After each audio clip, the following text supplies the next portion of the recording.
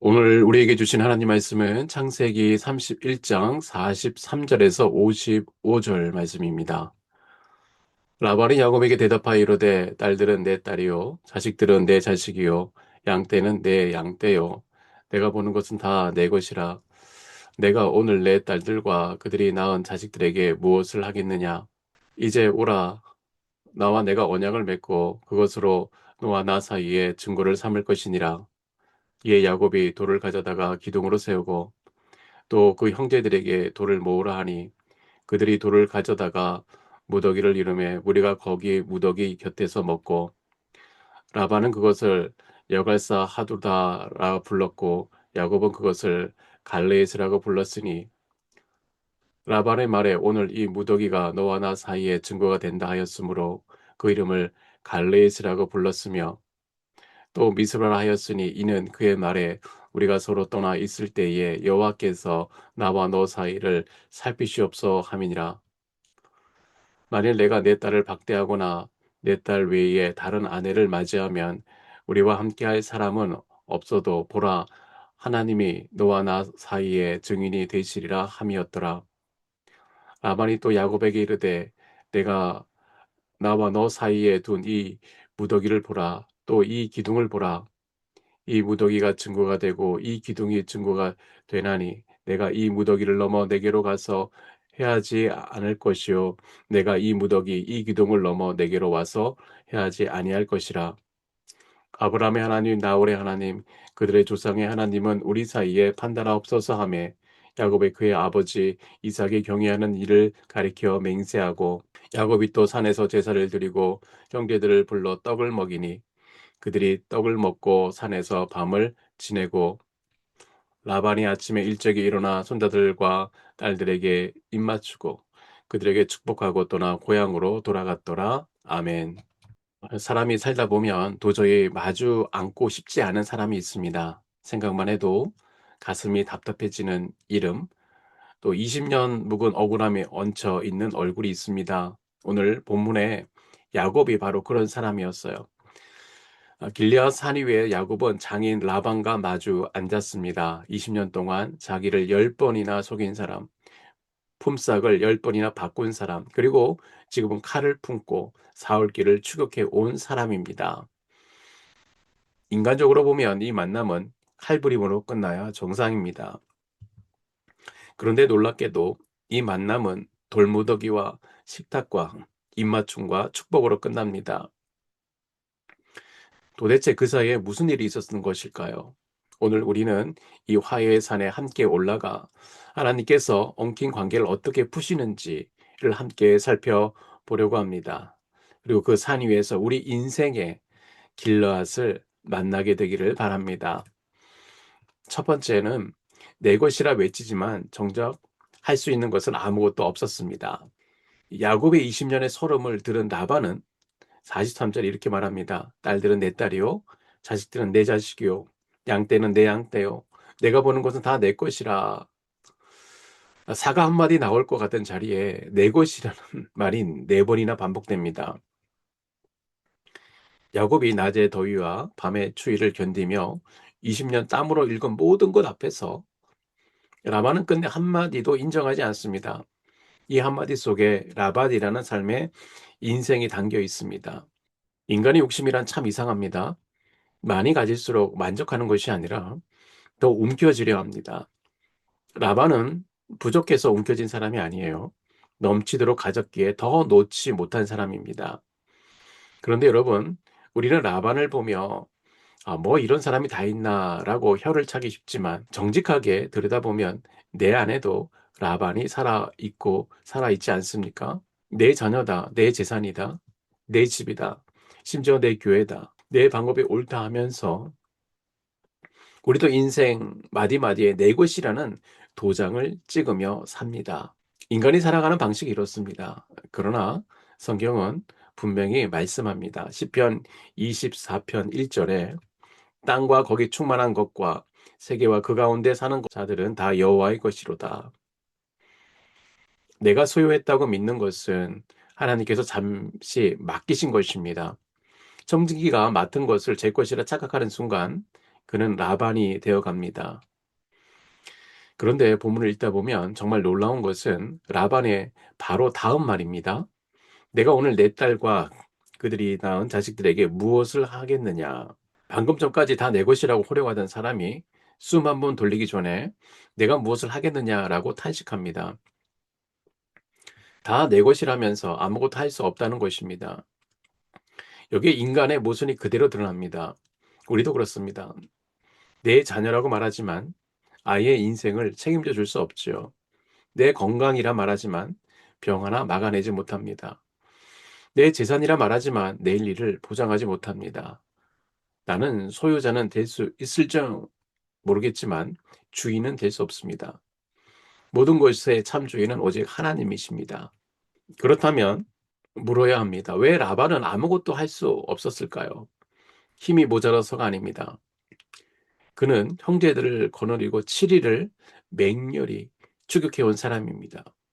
그가 멈춘 이유는 단 하나, 하나님께서 이미 그의 마음에 개입하셨기 때문이에요. 길라앗산의 밤 하나님은 꿈에 라반에게 나타나 너는 삼가 야곱에게 선악간에 말하지 말라 하셨습니다. 분노로 달려온 라반의 막상 야곱 앞에 서자 복수하지 못하고 도리어 언약을 맺고자 손을 내밉니다. 무엇이 그를 바꾸었습니까? 하나님께서 그의 마음을 만지신 것입니다. 여러분, 여기서 우리가 붙들어야 하는 진리가 있습니다. 하나님은 야곱의 문제를 푸시기 위해 야곱만 붙들고 일하지 않으셨습니다.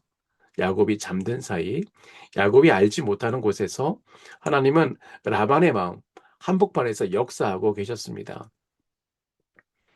잠언에 이런 말씀이 있습니다. 잠언 21장 1절에 왕의 마음이 여호와의 손에 있음이 마치 봇물과 같아서 그가 임의로 인도하시느니라. 이 농부가 물길을 트면 물이 그리로 흐르듯 하나님은 가장 완고한 마음조차 원하시는 곳으로 이끄십니다. 사람은 사람의 마음을 바꿀 수가 없죠. 억울함을 밤새 설명할 수는 있어도 상대를 이해하게 만들 수는 없습니다. 사과를 요구할 수는 있어도 진심으로 돌이키게 만들 수는 없어요. 그래서 우리는 지치고 절망합니다. 그러나 하나님은 하실 수 있습니다. 하나님은 완고한 마음을 부드럽게 하시고 타오르는 분노를 누그러뜨리시며 굳게 닫힌 마음의 문을 안에서부터 열어주십니다. 그러므로 사람을 붙들고 씨름하는 사람이 아니라 그 사람의 마음을 쥐고 계시는 하나님을 붙드는 저와 여러분 되시기를 바랍니다. 두 번째로, 화해는 경계를 세우는 것이요 언어를 회복하는 것입니다. 하나님께서 라반의 마음을 움직여 하셨지만 야곱은 어떻게 응답합니까? 야곱은 긴 말 하지 않습니다. 45절에 이에 야곱이 돌을 가져다 기둥으로 세우고. 그런데 이 장면은 야곱이 돌을 세우는 모습을 우리는 전에 한번 본 적이 있습니다. 20년 전 형의 낯을 피해 빈손으로 도망가던 청년이 들판에서 돌베개를 메고 자다가 하늘에 닿은 사닥다리를 보았고 그 아침에 그 돌을 세워 베델이라 불렀습니다. 떠날 때 세운 기둥과 돌아올 때 세운 기둥, 그 두 기둥 사이에 야곱의 20년이 고스란히 들어있어요. 베델의 기둥이 약속의 기둥이라면 길라앗의 기둥은 성취의 기둥입니다. 내가 너와 함께 있어. 내가 어디로 가든지 너를 지키며 너를 이끌어 이 땅으로 돌아가게 할지어다. 하신 약속의 말씀이 한치의 어긋남도 없이 이루어진 것입니다. 본문을 자세히 읽다 보면은 다 내 것이라고 외치던 라반은 끝내 아무것도 하지 못했지만 내가 너와 함께 있겠다 하신 하나님의 말씀은 모든 것을 이루셨습니다. 그런데 이 기둥 곁에 세워진 언약의 내용을 보면 성경이 말하는 화해가 무엇인지 배우게 되는데요. 두 사람은 얼싸안고 모든 과거를 없던 일로 만든 것이 아니었어요. 그들은 돌무더기를 쌓고 분명한 선을 그었습니다. 52절에 내가 이 무더기를 넘어 내게로 가서 해하지 않을 것이요 내가 이 무더기를 넘어 내게로 와서 해하지 아니할 것이라. 참된 화해는 아무 경계도 없이 예전으로 돌아가는 것이 아닙니다. 죄를 덮어버리는 것이 아니라 다시 같은 방식으로 서로를 해하지 않도록 하나님 앞에서 새 질서를 세우는 것입니다. 사랑한다고 모든 것을 허용하는 것이 아니고 용서한다고 반복되는 상처를 방치하는 것도 아닙니다. 그 거룩한 경계가 세워질 때에 관계는 비로소 다시 안전해집니다. 그 언약 가운데 새겨진 조항 하나를 봅시다. 50절입니다. 내가 내 딸을 박대하거나 내 딸 외에 다른 아내를 맞이하면 하나님이 나와 너 사이에 증인이 되시느니라. 박대하다. 번역된 히브리어는 아나라는 뜻인데요. 이는 길을 걷고 거칠게 다룬다는 말입니다. 가정을 세우는 첫 돌목 무더기는 화려한 무엇이 아니라 내 아내를, 내 남편을 박대하지 않겠다는 약속입니다. 오늘 본문을 읽다 보면은 눈여겨볼 대목이 하나 더 있는데요. 하나의 이 돌무더기에 두 개의 이름이 붙습니다. 라반은 그것을 여갈사 하두다라고 불렀고 야곱은 이것을 갈레에스라 불렀습니다. 이 두 이름의 뜻은 같습니다. 둘 다 증거의 무더기입니다. 그런데 언어가 다릅니다. 여갈사 하두다는 아람어고 갈로에서는 히브리어입니다. 야곱은 20년을 아람 땅에서 살았으니 아람어가 입에 붙었을 것이에요. 라반이 붙인 이름을 그냥 따라 불러도 아무 문제가 없습니다. 그런데 야곱은 같은 돌무기를 굳이 조상의 언어로 바꾸어 부릅니다.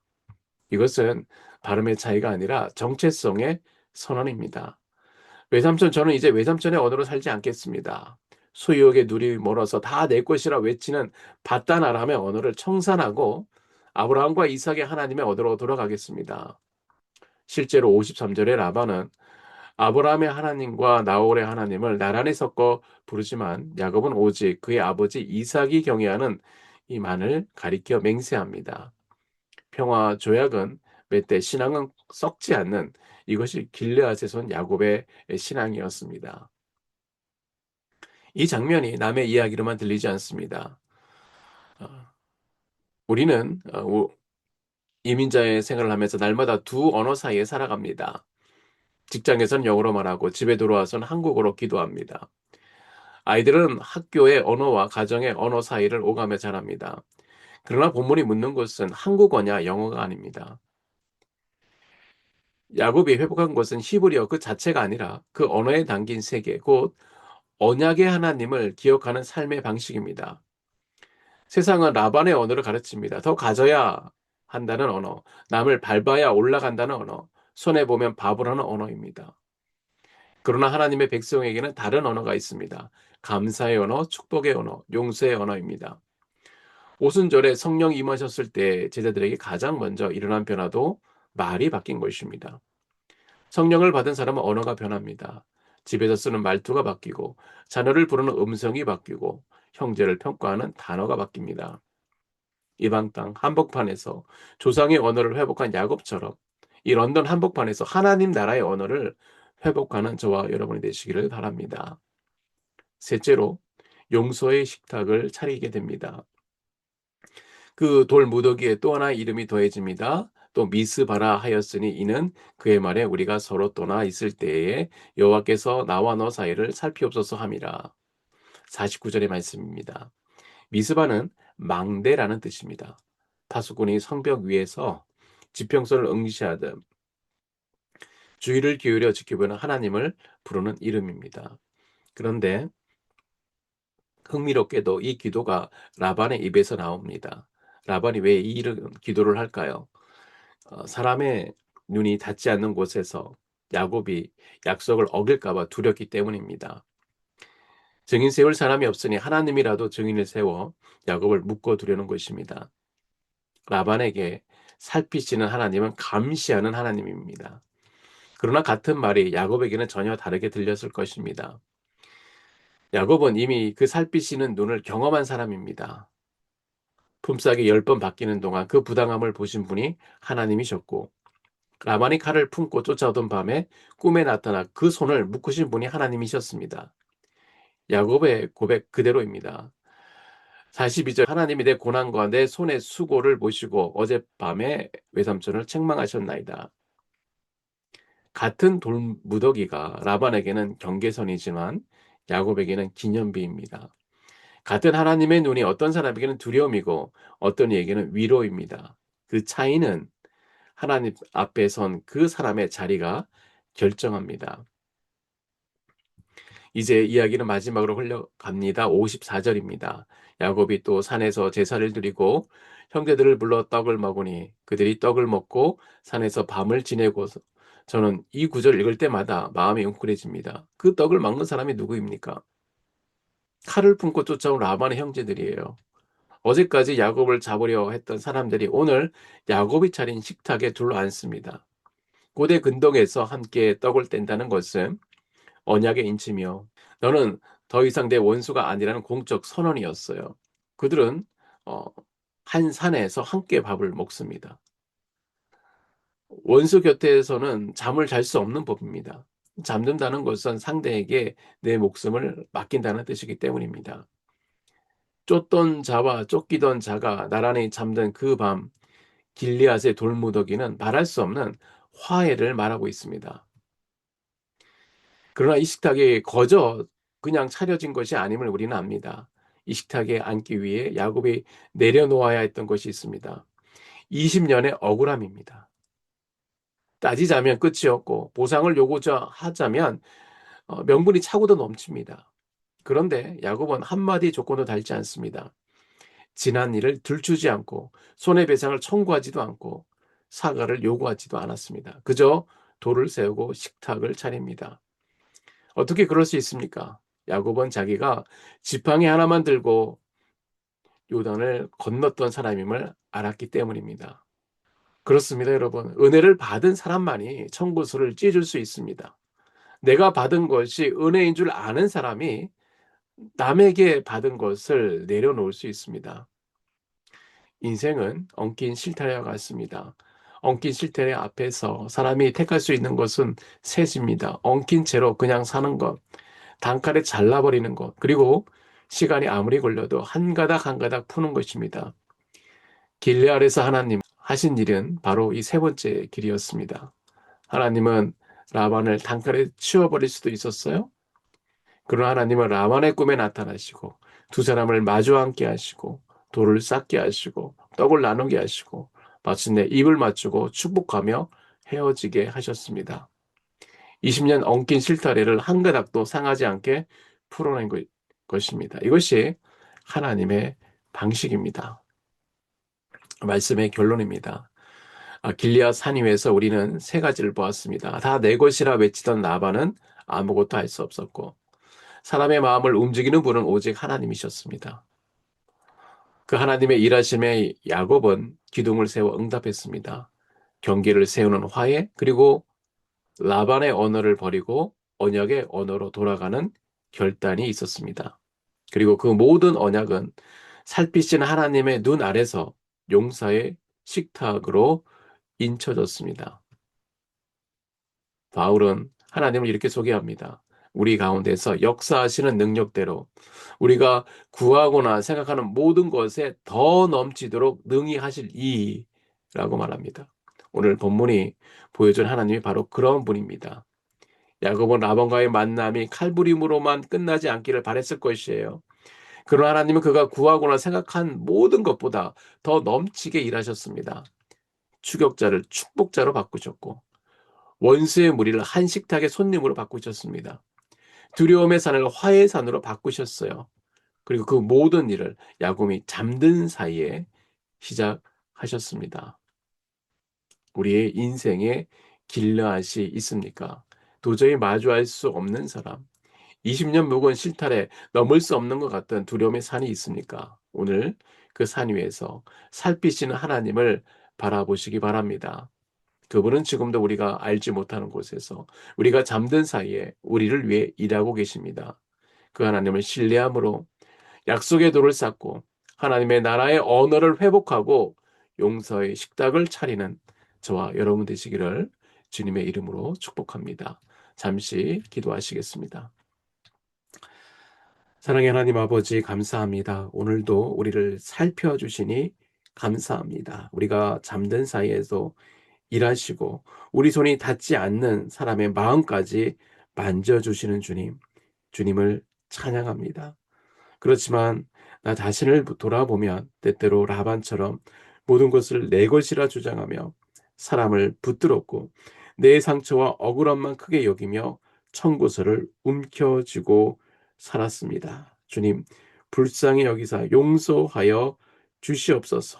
바라기는 우리의 소유욕과 불안과 거친 언어를 십자가 앞에 내려놓게 하여 주시옵시고, 날마다 하나님을 의식하며 코람대의 삶을 살게 하여 주시옵소서.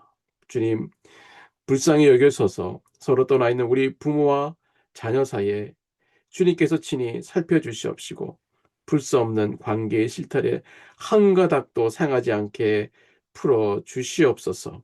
주님의 능력을 우리의 삶에서 보게 하여 주시옵소서. 우리를 사랑하시는 예수님의 이름으로 기도드립니다. 아멘.